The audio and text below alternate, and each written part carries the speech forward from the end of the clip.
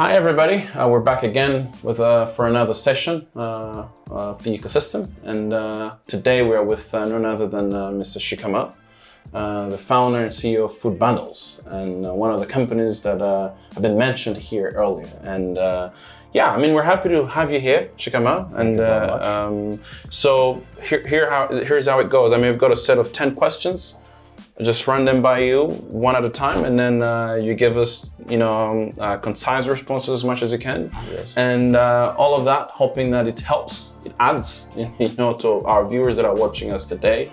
They learn a thing about you as a person, your company, and also the ecosystem as a whole. Yeah, so here we go.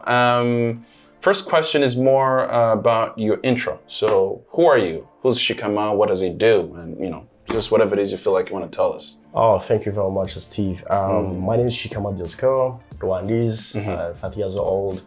I'm the CEO at Food Bundles, which is an agri-tech company. Personally, I have been in the space of agriculture specifically for almost 10 years. Wow.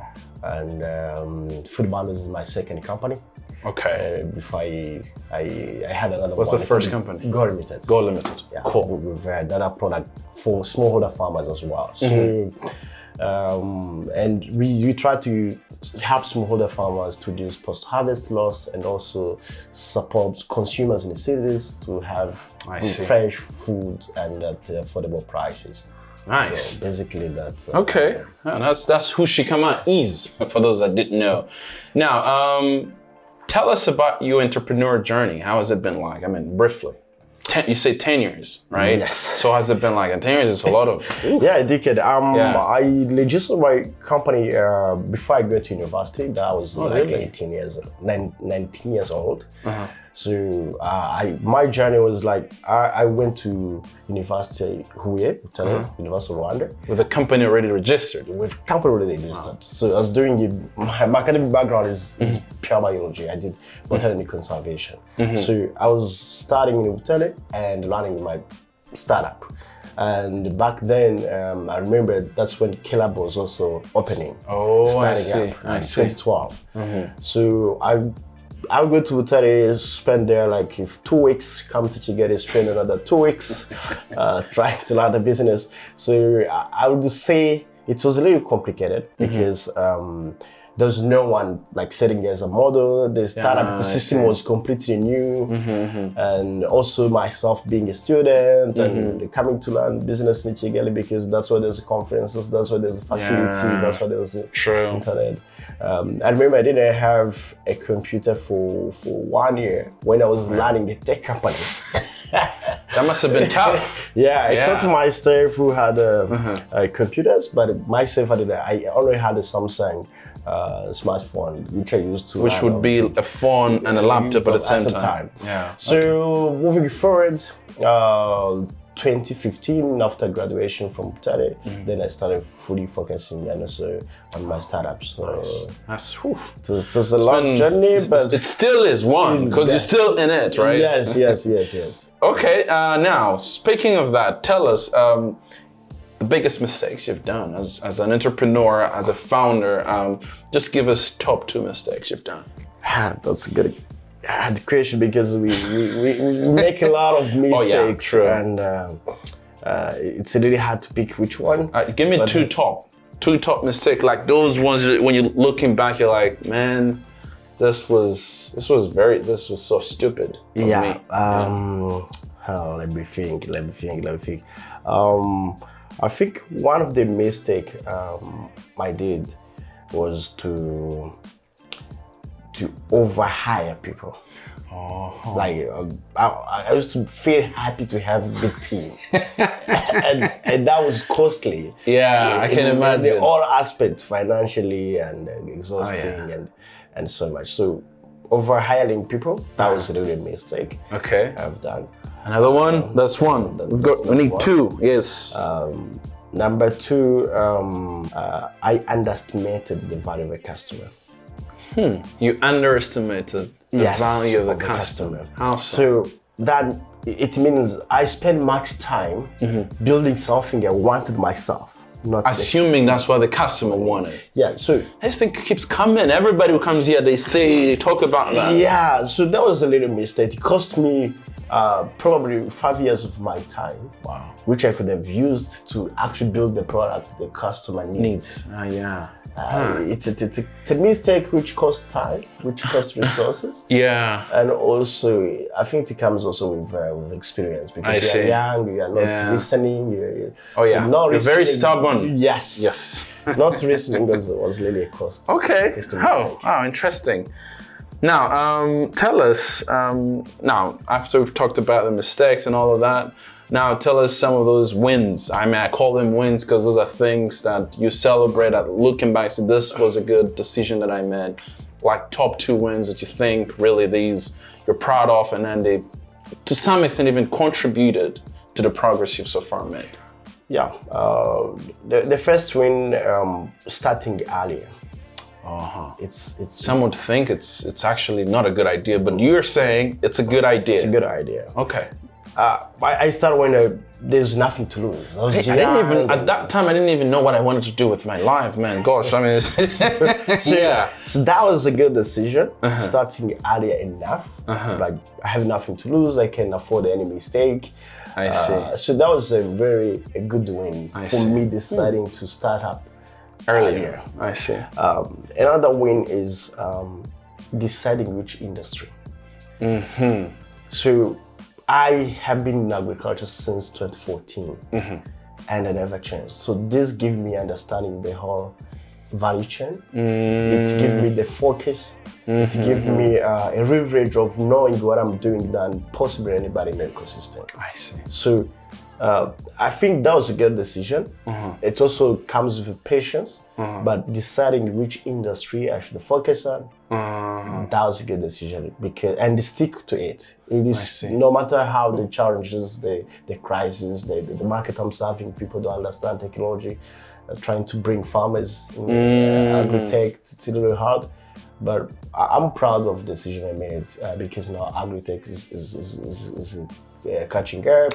It's very interesting, and I'm happy with the decision I made. Okay, you heard it. Agriculture. I mean, not to say that you all have to be in agriculture, but more focus. I mean, if you're in a sector, make sure it's something you're passionate about, something you really understand, or you're willing to take time to sort of understand. True. Okay, interesting. So yeah, I mean, where do you get your inspiration from? I mean, earlier I was just talking, like, some people have different sources of inspirations. I mean, for me, I usually get when I go for a run or when I'm taking my shower. As fun as it might sound, for me, that's most of the brightest ideas have gotten them when I was either running or taking my shower. Crazy, right? So where do you get your inspiration from? It's so crazy because I usually get my inspiration mainly when I'm listening to a heavy hip hop music. Heavy? Is it like hip hop or heavy metal, like rock, or it's just hip hop? Like, give me an example of one hip hop artist you like. I like Eminem. So when I'm listening to Eminem, no afraid, no laugh, like really, in particular moments. So you zone out, you put on your earphones, and then boom. I can listen to one song if I choose it for multiple times, like in the whole day. Oh, I see. Until I solve a problem. Okay. Like, when I'm really sad, interesting.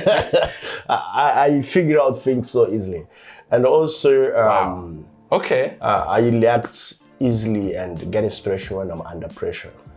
I always find an inspiration 2 minutes before things go really bad. Nice.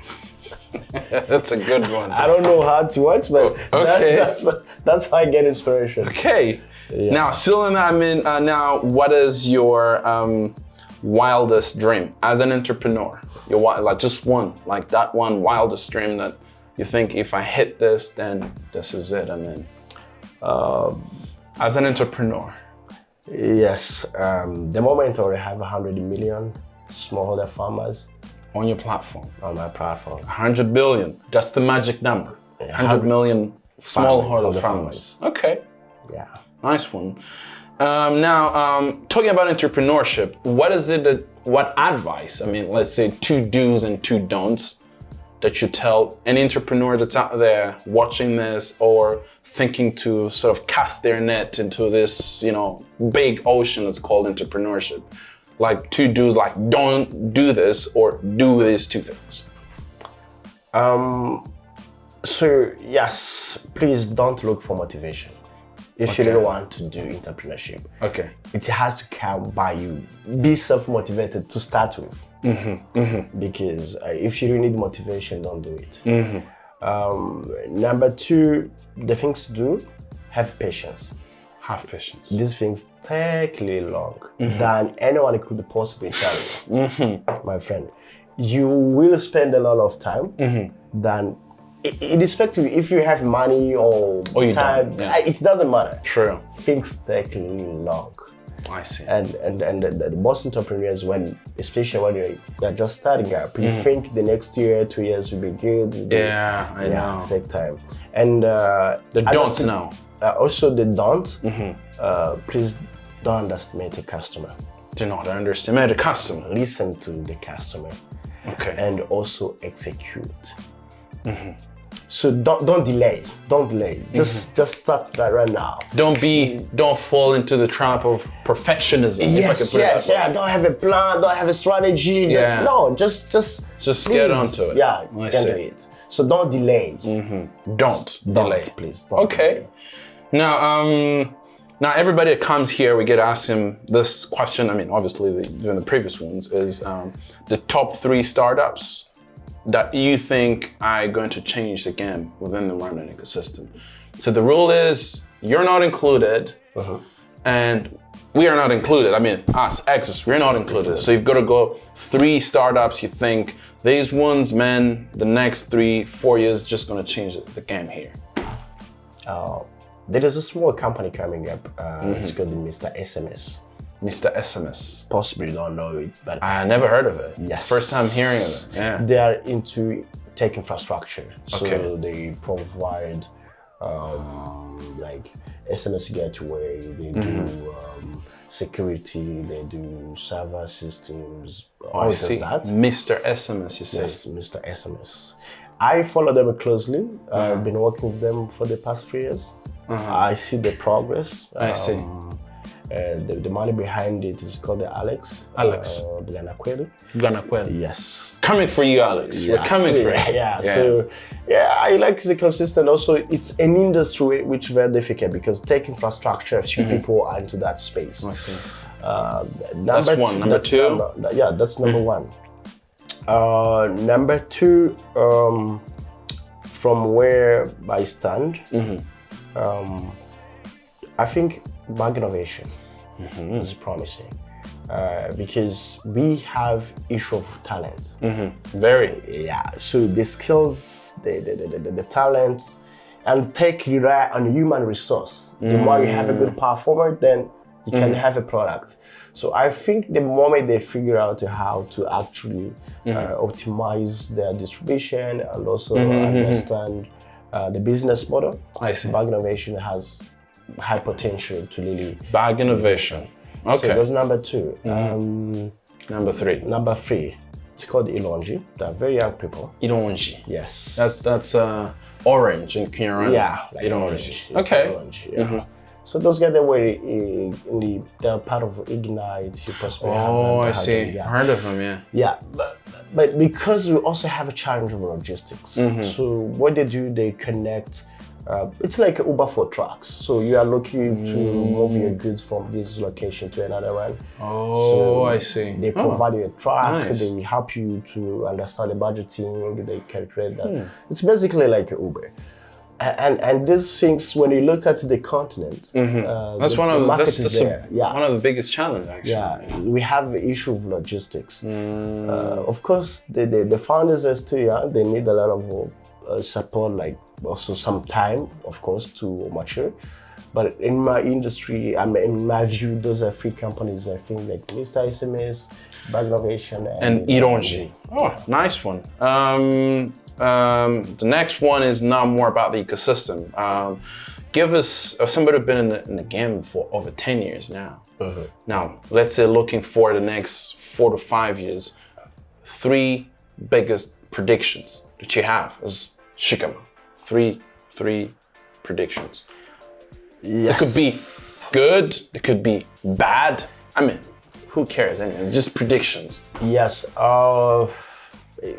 Nowadays, of course, the tech industry is very dynamic. When we say what will happen, it can change anytime. Yeah. But what I'm very sure is, like, my prediction is, we will have more international companies operating here than we had before. We have so many. Yeah, of course, nowadays there's few like Zipline, we have these coming, but we will have more companies coming here. I see. And more potential from the West Africa. We have more Nigerians, we have more Ghanaians coming in this market. Okay. Second prediction. So another one is that when we start noticing now our founders raising capital. We haven't got like founders who raise potential amount of money, but in the next 3 years we will have at least our first person raising maybe 10 million plus. Okay. In a very, I'm very optimistic about that. Okay. I know you will, or I will, but somehow the next 3 years, 10 million new, at least we'll have 10 million plus US dollars fundraising. Third? The third one is Rwanda being a young country, young people, working for startups is going to be more sexy. Yeah. So I like that. Everyone will be happy to associate with a startup. With a startup. Yes. Okay. So we have had the moment where starting a company was really tough. It's something. I mean, you feel cool being a CEO, but now what's the next wave is working for a startup. Because this time, startup raising capital, want to associate with. I see. So we see many young people who are no longer submitting CVs for job application, but joining the startups. Joining startups. Wow, that's a nice one. Now, last but not least, obviously, this is just that moment in 60 seconds. Whatever it is you think wasn't covered in the questions, or something you think that needs to be addressed, at least to our viewers. 60 seconds, whatever it is, just go for it. So first of all, I have to mention thank you very much for having such conversation. Pleasure's all ours. It's so important that people really discuss the ecosystem and what the challenges. What I have to say is that the freedom of learning a business is really something big. Like there's nothing you can trade off. But learning a business is really hard than what we're discussing here. It's really hard emotionally, and so I would say founders need emotional support, not only money. So we have really to provide them. We have to understand them, either from the government people. They have to really understand where they're coming from. And also even the team, the employees. When you work for a startup, please bear in mind that the founder going through hell.